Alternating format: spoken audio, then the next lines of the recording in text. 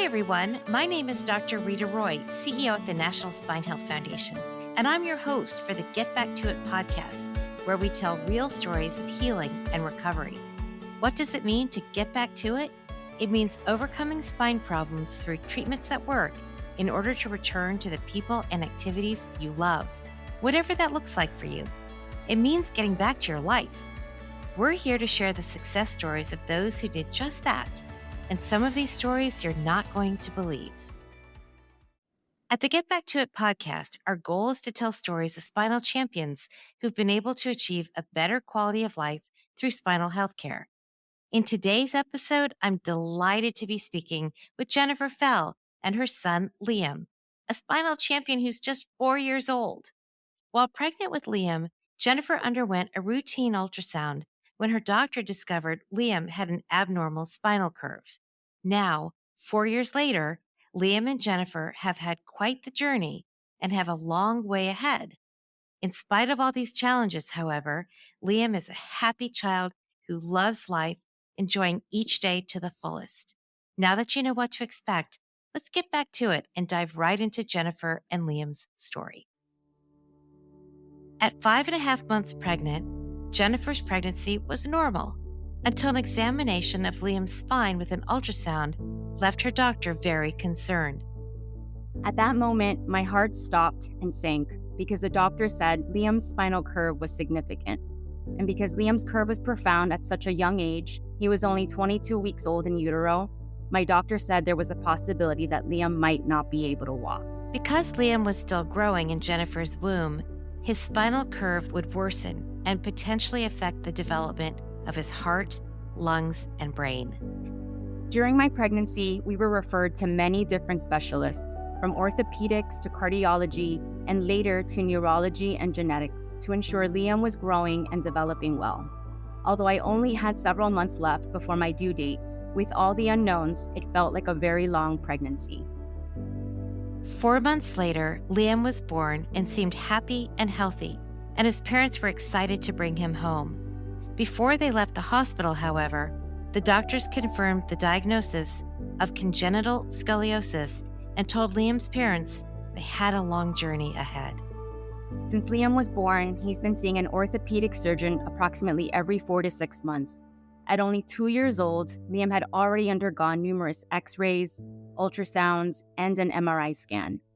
Liam wears a back brace every night, and it's very likely that he might need to undergo spinal surgery soon. Jennifer, you've indicated that Liam will likely need spine surgery soon. As a parent, this can be very scary. Confidence in your doctor is an important part of helping you work through uncertainty. Tell us how you have found the spine specialist that you are working with and that you trust to put your son's life's hands in. Absolutely. As a parent, spinal surgery for your child can feel very scary and worrisome. One of the biggest challenges as a parent in dealing with our son's congenital scoliosis is the overall feeling of uncertainty. After Liam was born, we didn't know how quickly his congenital scoliosis would progress and how his bones would develop. And so dealing with a lot of unknown factors and not knowing what treatments or when surgery will occur has always been a challenge for us as parents. Yeah, and that's so scary. Liam's not your firstborn child, is that right? That's correct. Yes. So it comes as a total surprise. You've had other healthy, normal pregnancies, and you're coming into another pregnancy, and then you get this news, and that's just it's very scary. And finding the right support and the right information to become knowledgeable quickly about what you're dealing with is so important. Can you share with us how you found information and support? Absolutely. So I remember we were referred to our amazing pediatric orthopedic surgeon, Dr. George from the Nicholas Children's Hospital Center for Spinal Disorders. And it was there at our first appointment where we came across this pamphlet from the Setting Scoliosis Straight Foundation. And, during a time of uncertainty, You're sitting there in the clinic and you see a yes, pamphlet and it speaks to you and you suddenly feel like you're not alone, right? I mean, that's that. That's exactly it. The pamphlet had all this information about the scoliosis treatments that were available, that were out there.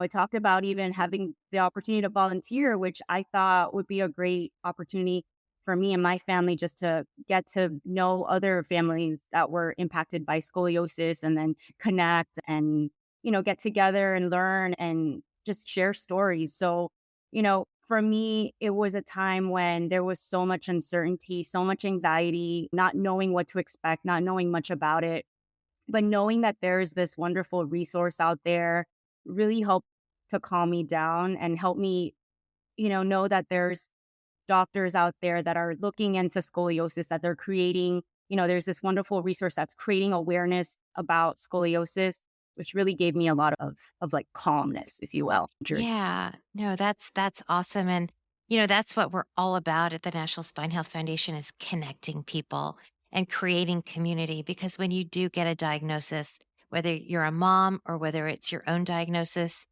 you're fearful, you're confused, you don't know where to turn for help. And connecting with other people who've gone through a similar journey can be such a wonderful resource and a very reassuring way to go through that journey. We say with spine, for everybody, it's a journey. It's not a one and done thing. Our spine is it's long. There's 33 vertebrae in there. There's lumbar, there's low back, there's cervical, there's thoracic. There's three major parts of your spine and it carries you through life. And so, there's lots of things that can happen to the spine whether you're born with a condition or you develop a condition over time. There's a lot to learn, there's a lot to know. Um, when you were told that your son had congenital scoliosis, what did that mean to you? So I was pregnant. I was 4 months pregnant when we got the news, right, that he had congenital scoliosis. And so, I mean, at that point, we didn't really know what to expect because at that time, depending on how he would grow, if his scoliosis developed or advanced too much, they said that it might impact his brain, his lungs, his heart. So it's really just everything has been a wait and see approach. Yeah. Everything has been just kind of, let's see what happens at the next appointment. Let's see what happens the following appointment. And even to this day, after Liam was born, when they said, it's confirmed he does have congenital scoliosis. This was like right after he was born, they had done x-rays. We knew like when the doctor had told us, and I was still there at the hospital waiting to get discharged, we knew that it was going to be a long journey. That's Yeah. pretty much what it meant to me, that they're already like kind of telling us the resources that were out there and maybe like some therapy as well, like physical therapy. They were kind of getting us prepared that it was going to be, a long road ahead. Yeah. Yeah. And when Liam was born, what was he like as a newborn? As you've delivered other children and now you have a child in your hand, you're going to have a health journey. What was that moment like for you? Can you share that with us? He was calm, just the calmest baby. Oh, So it was so joyful, you know what I mean? yeah. Perfect in our eyes. When he, was born, he was just kind of like looking around and just, Yeah. taking it all in. So it was amazing. I mean, it was a relief to, go through that pregnancy journey and just so many unknowns. And I was just, really excited about, being able to hold him in my arms. And Yeah. I was able to do that. I mean, it was tears of joy. Yeah. Oh, you can make me cry. Amazing. Amazing. So Jennifer, what sort of advice would you give to parents who are facing a similar situation? Who might just be beginning this journey. What are some of your strongest learning moments and what advice would you give? So, as a parent of a child born with congenital scoliosis, a couple of first steps that I recommend are getting a good team of doctors to Mhm. evaluate and monitor your child as he or she grows. You're off to a great start if you have a good pediatrician and an orthopedic doctor. Another piece of advice is to educate yourself about scoliosis, right? You want to read and learn more about it. I think it's important to use credible sources to learn more about scoliosis. With the internet, it can be really easy to go down a rabbit hole and not get Yeah. the accurate information you need. So, to start, at least, I think the National Spine Health Foundation, the Setting Scoliosis Straight Foundation are both wonderful resources. They both have lots of information to offer about scoliosis. They provide these great videos and articles, just making it really easy. When you don't have a medical background, you don't know anything about scoliosis, Mm. just to what to expect about it. And then most importantly, at least for me, like what are the latest advancements in treatment, when it comes to treating scoliosis. So, and one thing I wanted to add, what I personally loved, was just being able to hear other patients' journeys, right, and hearing their stories, the challenges that they face, because honestly, that really helped me feel a a lot less alone in our scoliosis journey, right? Yeah. Just being able to, you know, hear what they had gone through, it kind of gives, a nice, like, transparent way of learning what to expect and just hearing Yeah. other people's journeys. Yeah, and it gives you hope, right? So It's you're gonna get through it, others get through it, and there's hope in learning those success stories that other people have, right? absolutely. It's really inspiring. I hear the kids that are talking about their journey, and you could see how brave and courageous that they were, to kind of speak up and that they want to help others. So that was Yeah. really inspiring for me. Yeah. And it's something I hope, Liam will embrace, embrace the brace, right? Embrace Right. scoliosis and to advocate for others out there. Thank you so much for stating that, Jennifer. And I know that others are going to be inspired by listening and learning from you. We'll kind of have to do this like once a year and just kind of follow along with Liam. That would be Um, awesome. That would be yeah. Well, I understand he's a very happy child. Tell us what kinds of things he likes to do. What are some of the activities that he's doing, and share with us what it's like to wear that brace when you're 4 years old. And as a mom, how do you handle that? And does he understand it? And let's talk about that a little bit. Absolutely. So yes, Liam is a very, very happy child. Wherever he goes, he's trying to make friends, he's laughing, he's smiling. His teachers at school, they tell me, the same thing, that he's just got this big smile on his face. He loves running and he's a pretty fast runner. So we have three boys. So out of our three sons, Liam is the most adventurous. He's daring. He's the one that wants to climb up the highest point of the playground and say, "I did it! Look at me!" So he's really like daring, and I love that about him because Yeah. we don't treat him any differently. We tell that to our other sons too, that every baby is unique and special, right? And this is what makes them special. And we're there to offer the support. We One thing we do with our other kids is we keep an open and ongoing conversation about Hmm. scoliosis because we want them to be mindful and to be aware of it. And then if they ever meet someone else with scoliosis, they know not to treat them any differently, and they know to maybe offer support, a hug, whatever they need, a smile. Wow, that's so great. About the brace, though, I'll tell you that when Liam had to wear the brace at 2 years old was when he was asked to start wearing the brace. It was pretty tough. It was pretty tough because, how they say, terrible two, right? So that 2-year-old stage was challenging. But I will tell you that we would always try to surround wearing the brace with positive experiences, right? So like Liam loves to play chase and like run and play hide and seek. So, it's something that we would do. He'd say, "You can't catch me." And then so we, run and catch him. And he's like, "Okay, I'm ready to wear my brace." Right. But that took a lot of time to get. We always tried to surround wearing the brace with like these fun memories. I mean, I have to admit, we did a lot of bribery. Yeah. So we'd say, "Brace, you get these prizes." Right? If you wear the brace, you get to go to Legoland, and we make it really fun, right? Yeah. It got to the point actually where Liam's older brother was like, "Listen, can I wear a brace too, please? Because I really want to have these prizes." And he said, "Can I get my own brace?" And, another thing that we did with the brace was we chose a company that would allow Liam to customize the brace, Okay. right? So he loves sharks, he loves ocean animals. And so this the brace company that we used they allowed him to kind of pick, what he wanted to design his brace with. So he chose little sharks, and then he put his favorite color on it, Blue. blue. So he made it his That's own. And great. yeah, So you talk yeah, about embrace the brace. That's really embracing the brace. You made it fun and the brace is your friend, right? I mean, the brace is your friend.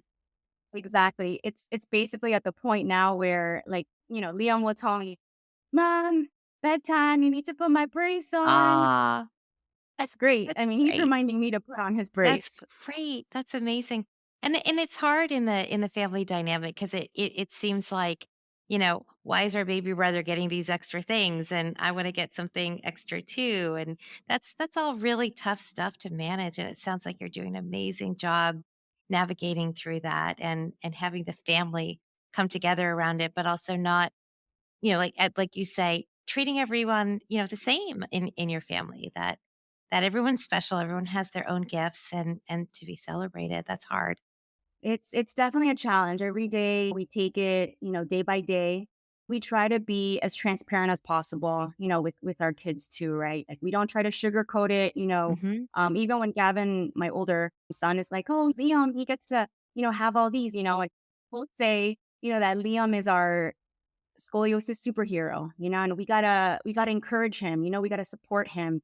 And it's something that I had that talk with my oldest son when we went to San Diego to speak at the Setting Scoliosis Straight Foundation, right? So my son was like, "Oh, I want to speak too," and I'm like, this is our time to see Liam Yeah. shine and to support him and encourage him, and we're Yeah. here for him. So really, we want our kids to be part of Liam's journey, Right. right? We want them to be aware and to be mindful and to be supportive and encouraging. Yeah. I said to my oldest son, when it's your time to shine, we'll be there. We're all going to be there to support you. And we did actually. He had a school recital, and we were all there. That's beautiful. That's so beautiful. And, being in an encouraging family like that. And certainly for the brothers, I mean, they're learning a lot too, just passively by being the brothers. And to your point, they're becoming advocates as well, right? So they can talk about scoliosis. So they see another kid that's got scoliosis. That's like, oh yeah, I know all about that. That's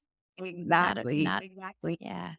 I will say that my oldest son did want to say something, so I did promise him. I was like, okay, I'll see if it's okay. Absolutely. I absolutely, I think that's such an important part of it. I mean, he has a role as the older brother and, this is his baby brother and he's got a unique position in the family to, be the older brother and the encouraging brother, but also run faster than Liam. See if you can catch me, right? Yeah. Oh yeah, they're best buds. They really, and I love that it's like they challenge each other. Yeah. And I love seeing that brotherhood. Right now my youngest, he's catching up. The 2-year-old's catching up, Right. but it's really nice to see them all just embrace each Well, other that's and awesome. be there. Does he want to come in and say hi to us? Hi, my name is Gavin. I'm Liam's brother, and and Liam likes being a superhero. And that's all. Is Liam faster than you, Gavin? Who I'm older than him. Oh, well, there you go. You gotta take the lead and see if he can catch up to you one day, right? Right. Great. Well, it's so nice to meet you, Gavin. Thank you for coming on and talking with us. You're welcome. Well, let's see. Are there things that we didn't do we not cover some things? I'm kind of I lost myself here. Oh yeah. Yeah. I was gonna say, yeah. So with finding the right doctor, I could talk a little bit about like how we found like our Yeah. doc. We were referred to Liam's amazing pediatric orthopedic surgeon, Dr. George, from Nicholas Children's Hospital Center for Spinal Disorders, to our awesome pediatrician at that time, Dr. Roger Stout. And while we trusted our pediatrician's recommendation and referral, we still wanted to do our own research to learn more about our potential new orthopedic doctor. I believe we looked at the center's website to get an idea about our doctor's practice and whether the center seemed up to date with the latest techniques and advancements in treating scoliosis. And so, after having an opportunity to do all that, we felt that we were putting Liam in great hands. Overall, I think having a sense of what to expect before our first orthopedic appointment was helpful for us. We felt that we could come in ready at our appointment, be prepared to discuss what questions that we had about scoliosis, our concerns, next steps, and possible treatment with our doctor. I think that by being able to have this open, honest discussion with your child's doctor and being able to develop that trust with your doctor plays a huge role in helping to find the right spine specialist. Yeah, that's so important. And that relationship you develop is really important. You have to feel good about that because it's going to be a journey and there's a lot of trust involved and finding that the right chemistry. And I think most spine surgeons will say find the right person who you connect with, and it's okay if you need a second opinion or you need to see someone else. Make sure it's someone that you feel really comfortable with, and that's really important to do. Exactly. I 100% agree with that. I think finding the right doctor, building that relationship, feeling really comfortable is really critical. And if you don't have that, don't be afraid to go out and find another opinion or find another doctor. I think that's a key message there. Absolutely. And then, I did want to add one thing of tips for other parents. Yes. So, to help us deal with all the uncertainties with our son Liam and his scoliosis journey ahead, we always try to focus on the present and all the helpful information that we know about him and the treatments that are out there. And my best advice as a parent to another fellow parent with a child diagnosed with scoliosis is to be patient with the process and to be patient with yourself, because scoliosis is not always a quick fix. It can actually turn out to be a lifelong journey. So it's critical to really give yourself that grace throughout this process. That's such great advice. So beautifully stated. Also, Jennifer, thank you that it's time. It's just time and it's going to take time. And giving yourself that grace. That's beautiful. Thank you for sharing that. Well, Jennifer, it's been an absolute delight to meet you and Liam, and to hear your story. I know that sharing it with the community will undoubtedly help others who are trying to make the best decision for themselves and for their child. So thank you so much for being willing to share. Liam and I are so grateful for the opportunity to share our story. So thank you so very much for having us. At the National Spine Health Foundation, something we believe in most is providing hope for recovery through sharing stories of success and expertise. It isn't always easy to find someone to relate to, even though 100 million Americans suffer from neck or low back pain every year. To hear more stories of spinal champion recovery and access educational materials about spine health, visit us at spinehealth.org. If you're interested in supporting our show financially, you can contribute at the link provided. Thank you for listening.